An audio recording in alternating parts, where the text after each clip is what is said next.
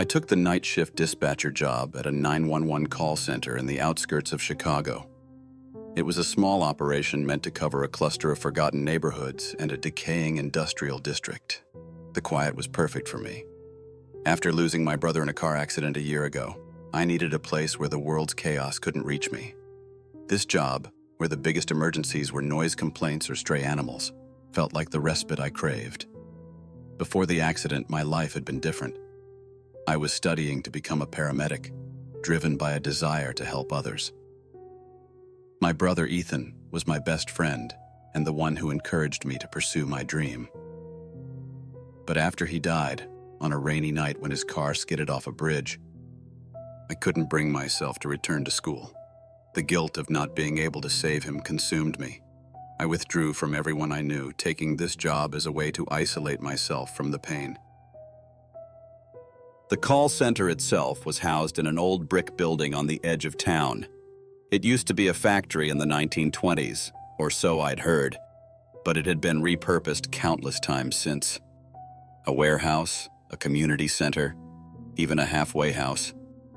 Its history seemed etched into the creaking floors and peeling paint.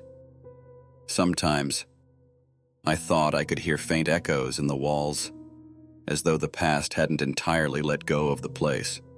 The building had a sinister reputation.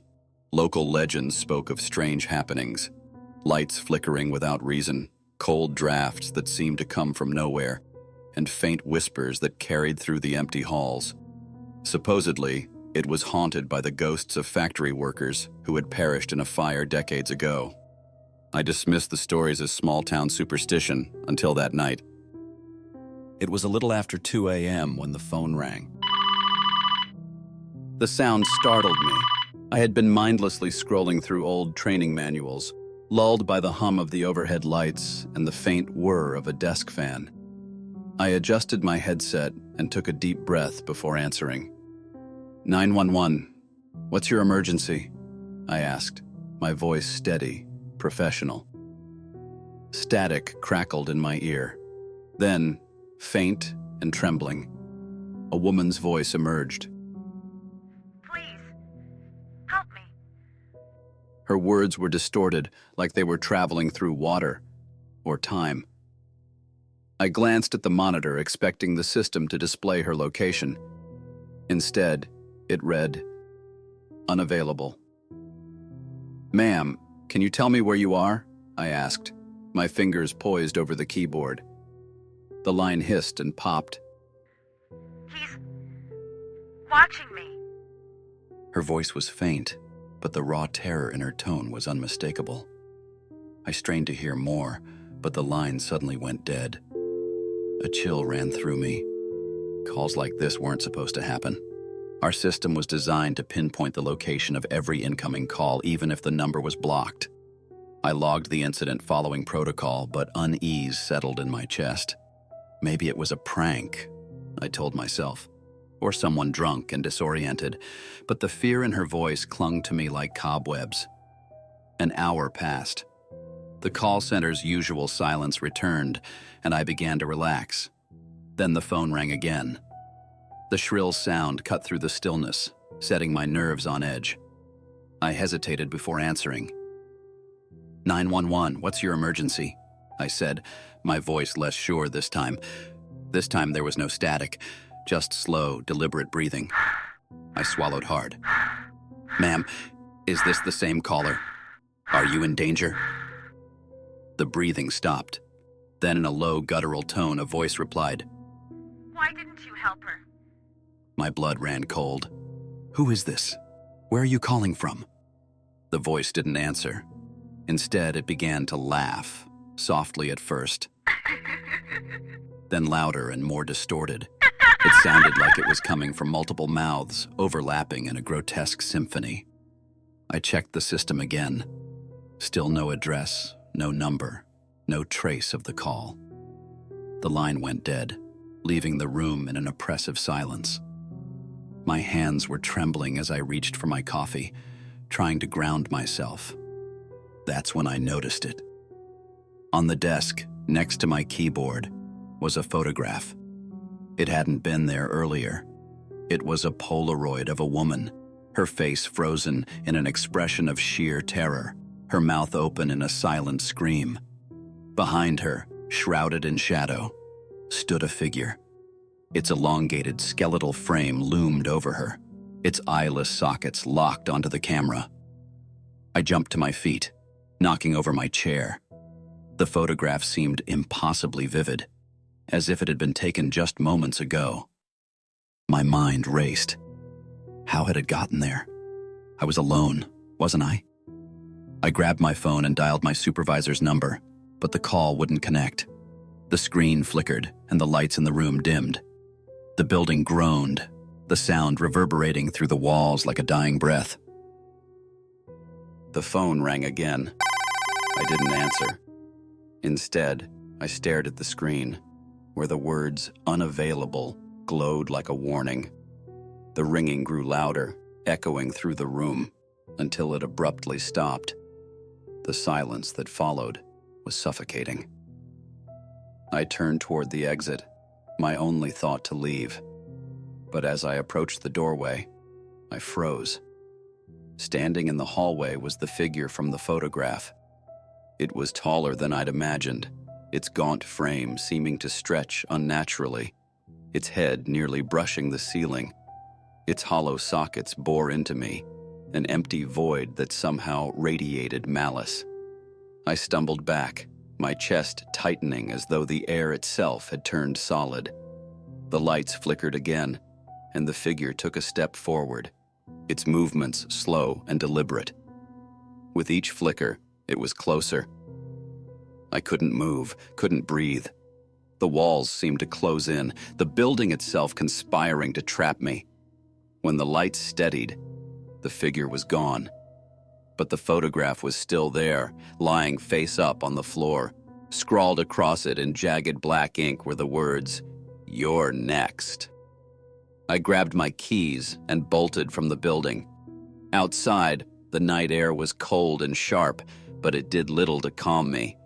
I got into my car and sped away, my hands gripping the wheel so tightly they ached. I drove aimlessly through the empty streets, the photograph's haunting message replaying in my mind. My breaths were shallow, each one a struggle as I tried to make sense of what had happened. Was it a cruel prank? A hallucination born of too many sleepless nights? Or was it something worse? Something I couldn't explain? I glanced in the rearview mirror, half expecting to see the figure looming in the back seat. Instead, there was only the dim glow of streetlights streaking across the glass. But the unease wouldn't leave me. It coiled around my chest, tighter with each mile. After what felt like hours, I found myself in the parking lot of a 24-hour diner. The warm neon sign buzzed faintly, its soft hum cutting through the silence. I needed to be around people, anyone, just to remind myself I wasn't alone. Inside, the smell of coffee and greasy food enveloped me. A waitress in her late 50s, with kind eyes and a name tag that read Marlene, approached with a cautious smile. "You look like you've seen a ghost," she said, pouring me a cup of coffee before I could even ask. I managed a weak smile. "Something like that." The diner was almost empty, save for a trucker hunched over a plate of pancakes in the corner. The steady murmur of the radio playing old country songs was oddly comforting. I took a sip of the coffee, its bitterness grounding me, and debated whether to call the police. What would I even say? That a ghostly figure had appeared at my workplace? That someone, or something, had left a photograph with a threat? As I stared into the dark liquid, my phone buzzed. The screen lit up with a notification. New message. My stomach tightened. I hesitated before opening it. The message was a photo. It was my car, parked outside the diner. My heart stopped. I whipped my head toward the window, scanning the lot. It was empty, except for my car and a few other vehicles. The night seemed to press against the glass, thick and impenetrable. My phone buzzed again, Another photo. This time it was the diner, taken from outside. In the image, I was visible through the window, sitting exactly where I was now. A cold sweat broke out across my forehead. I stood, my chair scraping loudly against the floor, drawing Marlene's attention. "Everything okay, hun?" she asked, concern flickering in her eyes. I need to go," I stammered, throwing a few bills onto the counter. "Wait," Marlene started, but I was already halfway to the door. Outside, the air was colder than before, the kind of chill that seeped into your bones. I looked around, my eyes darting to every shadow, every corner. There was no one. No sign of whoever had sent the photos. I got into my car and locked the doors, my hands trembling as I fumbled with the ignition. The engine roared to life and I sped out of the lot, my eyes constantly flicking to the mirrors. I didn't head home. I couldn't. Instead, I drove to the nearest police station, a small brick building with a single squad car parked out front. Inside, the fluorescent lights buzzed overhead, casting a sterile glow over the empty lobby. A tired-looking officer sat behind the desk, his nameplate reading Officer Ramirez. "Can I help you?" he asked, his tone suggesting he'd rather be anywhere else. My voice cracked. I cleared my throat and tried again. "I think someone's stalking me." He raised an eyebrow. "What makes you say that?" I explained everything. The calls, the photograph, the messages. As I spoke, I pulled out my phone to show him the photos, but when I opened the gallery, they were gone. "What? No, they were here," I insisted, scrolling frantically. Officer Ramirez sighed, leaning back in his chair. "Look, it's late. Maybe you're just tired. Why don't you go home? Get some rest." "I'm not imagining this!" I snapped, louder than I intended. He held up his hands defensively. Okay.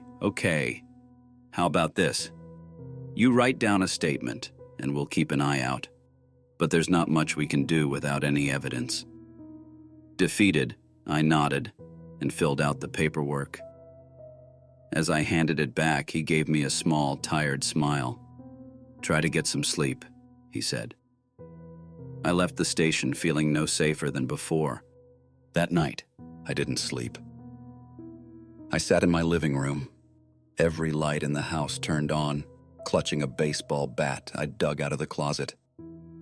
Hours crawled by, each one heavier than the last. The silence was oppressive, broken only by the occasional creak of the house settling. Then, at 3 a.m., the power went out. The sudden darkness was suffocating. My heart pounded as I fumbled for my phone, its faint glow barely cutting through the blackness. A notification popped up. New message. With shaking hands, I opened it. It was a video. The footage was grainy, but I recognized my living room instantly. The camera panned slowly, as though someone was walking through the space. It stopped at the doorway to the room where I sat. The video ended. A sound came from the hallway, a soft, deliberate knock. And then, a voice. "Why didn't you help her?" Someone was walking through the room. My breath caught when the camera turned toward me. There I was, sitting on the couch, clutching the bat, my wide eyes glowing faintly in the dim light of my phone. But I wasn't alone. Behind me, in the shadowy corner of the room, stood the figure. Its gaunt frame was barely visible in the darkness, but the hollow voids where its eyes should have been glowed faintly, a sickly pale light that pierced the screen. It didn't move, just stared, unmoving, as if savoring the moment. The video ended abruptly. The room fell silent again, save for the ragged sound of my breathing. My mind raced, every instinct screaming for me to run, to get out. But my body was frozen. Then I heard it. A soft tap. It came from the window behind me. Slowly, with every ounce of courage I could muster, I turned. The streetlight outside cast just enough light for me to see the outline of a hand. Long, thin fingers pressed against the glass, its skeletal shape unmistakable. The tapping grew louder, more insistent, until it sounded like the glass would shatter. My phone buzzed again. Another message. I didn't want to look. Every fiber of my being screamed to throw the phone away, to bolt out the door, but my hand moved on its own. The message contained a single word. Look. Against my better judgment, I glanced back at the window. The figure was gone. The tapping had stopped, but the dread remained, sinking deeper into my chest like an anchor. My phone buzzed again, and this time, it was a live video feed. It was my hallway. The camera was moving, gliding toward my living room, toward me. I could hear the faint creak of the floorboards through the phone, perfectly synchronized with the sound in the house. My breath quickened as the feed got closer, closer, until it reached the doorway. The camera paused, the screen filling with the darkened outline of the living room. For a moment, nothing happened. Then, slowly, a face emerged from the darkness, elongated, pale, and devoid of eyes. Its head tilted, as though curious, before the video feed abruptly cut off. The silence was deafening. I didn't wait. Dropping the phone, I bolted for the front door, my shaking hands fumbling with the lock. The air outside was cold, biting at my skin as I stumbled into the night. I didn't look back. I couldn't. I ran until my legs burned, until the distant glow of dawn began to seep into the sky. The following days, I didn't return to the house. I couldn't. Instead, I stayed in cheap motels, constantly moving, constantly looking over my shoulder. But the calls didn't stop. No matter where I went, my phone would buzz in the dead of night with the same message. You can't run forever. The photograph appeared again, too, sometimes left on motel nightstands, other times slipped under the door. The figure was always there, its eyeless sockets watching me, its skeletal frame haunting my every waking thought. I went to the police again, but without proof. There was nothing they could do. The photos would vanish from my phone, the videos erased as if they'd never existed. They began to look at me with pity, suggesting counseling or medication, as though I were losing my mind. But I wasn't crazy. I knew that much. Now, as I sit in yet another motel room, the clock ticking toward 3:00 a.m., I can feel it. The air has changed, heavier, colder. The lights flicker, and the shadows seem to stretch unnaturally, creeping toward me. The phone buzzes. With trembling hands, I pick it up and open the message. This time, it's a single sentence. It's time. And then, the lights go out. The darkness swallowed the room whole. My phone's faint glow was the only light, casting eerie shadows across the cracked motel wallpaper. My breath came in short, panicked gasps as I clutched the device like a lifeline. Then, I heard it. A creak, slow and deliberate, coming from just outside the door. Knuckles rapped against the flimsy wood, each sound reverberating through my chest. I covered my mouth with my hand to stifle a whimper. My eyes darted to the window. It was small, but maybe, just maybe, I could squeeze through. Another tap, louder this time, followed by the familiar, guttural voice. It's time. My body jolted into action. I lunged for the window, yanking the curtains aside and fumbling with the lock. My fingers were slick with sweat, trembling as I forced the rusted latch free. Behind me, the doorknob began to turn. I shoved the window open, the icy night air rushing in. Without a second thought, I scrambled through the narrow frame. glass scraping against my shoulders as I tumbled onto the cold pavement outside. A sound like splintering wood erupted from the room behind me. It was in there. I didn't stop to look back. My feet pounded against the asphalt as I sprinted toward the motel parking lot. My car was parked crookedly beneath a flickering streetlight. I fumbled for my keys, adrenaline making my hands clumsy. Behind me, I heard something emerge from the window. A sound like dry branches snapping, followed by a slow, dragging shuffle. The engine roared to life. Tires screeched as I slammed the gas pedal to the floor. In my rearview mirror, I caught one final glimpse of the figure. Its gaunt frame stood illuminated in the red glow of my taillights, its hollow sockets locked onto me. I drove without stopping, without thinking. Miles disappeared beneath my tires, but the fear stayed with me, wrapped around my chest like barbed wire. By dawn, I found myself parked at a rest stop somewhere along an empty highway. The sky was a pale gray, streaked with the faint blush of morning. I sat in my car, gripping the steering wheel, my knuckles white. For the first time in what felt like days, silence surrounded me. But I knew it wasn't over. I couldn't keep running forever. This thing, whatever it was, would keep following me. And eventually I'd get tired. Eventually I'd slip. I needed to end it. Over the next few days, I did something I hadn't done since the calls started. I started digging. I revisited the old 911 dispatch building, sneaking in through a broken side window. The place was gutted. Boards covered the doors, and the air reeked of mildew and decay. But in the archives, buried beneath stacks of dusty papers, I found something. A fire. Decades ago, when the building was still a factory, dozens of workers had died, trapped when the exit doors were chained shut by a paranoid foreman who feared theft.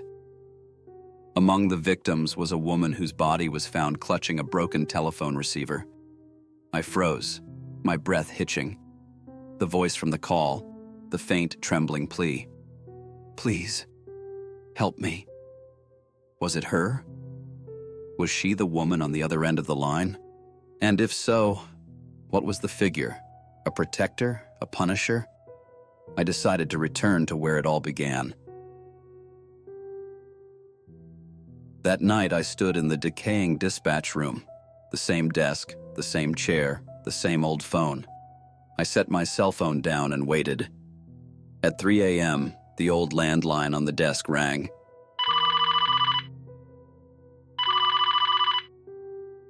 With trembling hands, I picked it up. 911, what's your emergency?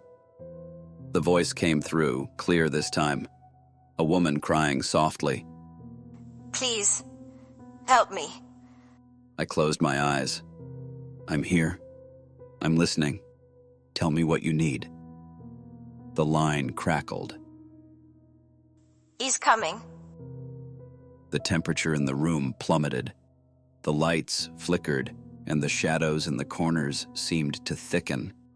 I could feel it behind me, tall, unmoving, its eyeless gaze burning into my back. The temperature in the room plummeted. My breath came out in pale clouds as the shadows seemed to swell, pressing against the edges of my vision. The phone trembled in my hand, the voice on the other end fading into static. "Who is he?" I whispered. The response was barely audible. A fractured murmur carried through layers of distortion. The one who watches. The one who waits. A loud crack echoed through the building.